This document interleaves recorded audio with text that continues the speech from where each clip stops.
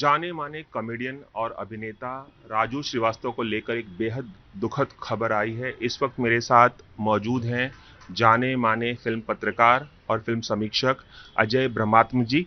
बहुत बहुत स्वागत है एबीपी न्यूज़ में। बहुत ही दुखद खबर है। राजू श्रीवास्तव ने अपने दम पर अपनी एक पहचान बनाई थी कॉमेडी के जरिए। जब टेलीविजन का दौर नहीं था, टेलीविजन पे कॉमेडी शोज नहीं आते थे। टीवी आ चुका था 80 के दशक में, लेकिन टेलीविजन ऐसे कॉमेडी शोज नहीं आते। उस दौरान उन्होंने स्टेज शोज कर करके अपनी पहचान बनाई। बाद में टीवी पे भी अपनी पहचान बनी। किस तरह से आप याद करना चाहेंगे? देखिए, उनसे तो हमारी मुलाकातें हैं 2-4, और उन मुलाकातों में जिस तरीके का उनका व्यक्तित्व समझ में आया, या बाद में जब टीवी के ज़रिए हम सभी ने उनको देखना शुरू किया, तो एक मिडिल क्लास की जो कॉमेडी हो सकती है, मिडिल क्लास कह लें कि कस्बाई जो है, छोटे शहरों का एक जो समस्याएं होती हैं, जो खुशियां होती हैं, उन सारी चीज़ों को लेकर के वो पर्दे पे आए और उससे एक कनेक्ट बना दर्शकों का। खास करके उनका जो काल्पनिक किरदार था गजोधर, तो गजोधर आता था ना, गजोधर भैया बहुत मार्के की बातें करते थे और कोई ना कोई एक हंसाने वाली बात, कोई व्यंग्य, सब कुछ उसमें रहता था। और मुझे लगता है कि शुरू के दिनों में राजू श्रीवास्तव ने कभी कॉमेडी को नीचे नहीं जाने दिया, अश्लील और भोंडा नहीं होने दिया। उन्होंने जो बाद के दिनों में बहुत ज़्यादा अश्लील भी हुआ, भोंडा भी हुआ, द्विअर्थी भी हुआ, राजू श्रीवास्तव के यहाँ शुरू के दिनों में बिल्कुल द्विअर्थी संवाद नहीं होते थे। एक मजाक होता था और जीवन की जो विसंगतियां हैं, उन विसंगतियों से वो हास्य खोजने की कोशिश करते थे और उसमें सफल रहते थे। उनमें गजोधर उनकी बहुत मदद करता था। गजोदर भैया की बात की तो ग्रामीण माहौल, परिवेश जो होता था, ग्रामीण परिवेश, वहाँ का जो हालचाल, यहाँ वहाँ का जो माहौल है और वहाँ के जो लोग हैं, उनकी खास बातें निकाल कर वो अपने कॉमेडी में लाते थे। ये उनकी खासियत बन गई थी गजोदर भैया की।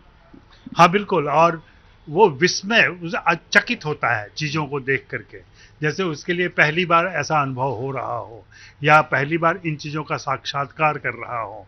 तो जाहिर सी बात है, एक कस्बे से आया एक देहाती आदमी, गंवार नहीं है वो, हाँ, जाहिल नहीं है वो, बहुत ही समझदार है, लेकिन उसके एक्सपोजर का लेवल थोड़ा कम है, इसलिए वो चीज़ों को देख के चौंक रहा है, उसको समझने की कोशिश कर रहा है और उन सच्चाइयों, उन यथार्थ से टकरा भी रहा है वो। तो ये सारी चीज़ें राजू श्रीवास्तव के यहाँ दिखाई पड़ती हैं, उनकी बातों में, उनके हंसी में और उनके व्यंग्य में, ये सारी चीज़ें थी।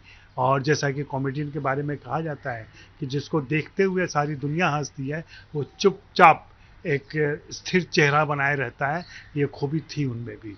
बहुत और तीक्ष्ण नजरिया था उनका। बहुत बारीकी से सब कुछ ऑब्जर्व करते थे और उस वही बारीकी जो है उनकी कॉमेडी में झलकती थी अक्सर। चाहे वो गांव का परिवेश हो या शहर का परिवेश हो, शहर के लोग हों या गांव के लोग हों, सब कुछ वो समेट लाते थे कॉमेडी में।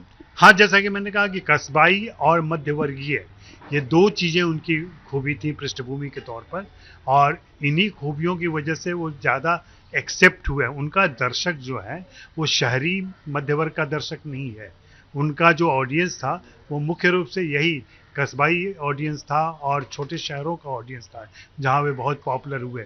और यही कारण है कि जब बाद में चमकदार कॉमेडियन आए तो उसमें वो थोड़े धूमिल पड़े, थोड़े पीछे रह गए। टेलीविजन पर भी वो जब आए, the great Indian laughter challenge जब आया, टेलीविजन पर भी जब वो जब टेलीविजन का दौर शुरू हुआ 90 के दशक में, खासकर 2000 के बाद जब कॉमेडी शोज आने लगे, तो टेलीविजन पर भी उन्होंने अपनी एक अलग पहचान बनाई। और वहां से उसके बाद कपिल शर्मा और तमाम लोग आए और उन्होंने अपनी पहचान बनाई। लेकिन टेलीविजन पे भी एक खास शख्सियत थे वो, राजू श्रीवास्तव। हाँ, कह लें सैटेलाइट के शुरुआती दिनों में, टेलीविज़न के शुरुआती दिनों में निश्चित रूप से वे एक स्टार थे और उनकी पूछ ज़्यादा थी, उनकी मांग भी ज़्यादा थी और वे दर्शकों को भा रहे थे।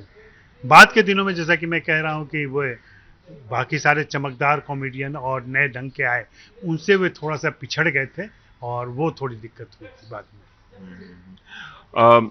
राजू श्रीवास्तव की एक खासियत और थी कि वो बहुत अच्छी मिमिक्री भी कर लेते थे। बॉलीवुड के तमाम सितारों की वो मिमिक्री बहुत अच्छे करते थे, खासकर अमिताभ बच्चन की। और अमिताभ बच्चन की इतनी अच्छी आवाज़, इतनी हूबहू तरीके से आवाज़ निकालते थे कि पहचानना मुश्किल हो जाता था कि ये अमिताभ बच्चन ही तो कहीं नहीं बोल रहे हैं। तो एक खासियत ये भी थी, अमिताभ बच्चन की नकल वो बहुत अच्छा करते थे। मिमिक्री हिंदी में, और मतलब हमारे परिवेश में हर कॉमेडियन कहीं ना कहीं मिमिक्री करता रहता है और वो मिमिक्री ज़्यादातर हमारे या तो बहुत पॉलिटिशियन जो होते हैं उनकी होती है, जैसे अटल बिहारी वाजपेयी या इस तरीके के लालू प्रसाद यादव की, या फिर फिल्म स्टार्स की होती है जिनकी आवाज़ हम पहचानते हैं। तो उन आवाज़ों की नकल करने में दर्शकों को भी मज़ा आता है, आनंद आता है। और जाहिर सी बात, जैसा आपने कहा कि वे अमिताभ बच्चन की आवाज़ की बिल्कुल नकल करते थे, उसमें एक लहजा जो था ना, अवधी लहजा, जो अमिताभ बच्चन में भी है, इलाहाबादी लहजा, उसको वो पकड़ के ले आते थे। चूंकि वे भी उसी इलाके से आते हैं तो वो लहजा मिल जाता था, इसलिए अमिताभ बच्चन की नकल करने से, उनकी मिमिक्री करने से राजू श्रीवास्तव की पहचान जो है, या जो लोकप्रियता कह सकते हैं, वो और ज्यादा बढ़ गई। लोग आइडेंटिफाई करने लगे राजू श्रीवास्तव को और अमिताभ बच्चन को एक साथ। जी जी, ये तो हुआ ही है, बिल्कुल हुआ है। और ये उनके कह लें कि पॉपुलैरिटी की सीढ़ी बनी एक तरीके से, अमिताभ बच्चन की लोकप्रियता और उनकी आवाज़। और लालू को भी कहीं ना कहीं और ज्यादा फेमस बनाने में हम कह सकते हैं राजू श्रीवास्तव का हाथ है, कि लालू श्रीवास्तव की भी नकल बहुत ही हूबहू तरीके से उतारा करते थे। और शहरी परिवेश के जो लोग हैं रहने वाले, लालू को एक नए नजरिए से देखने लगे जब राजू श्रीवास्तव ने उनकी नकल करनी शुरू की।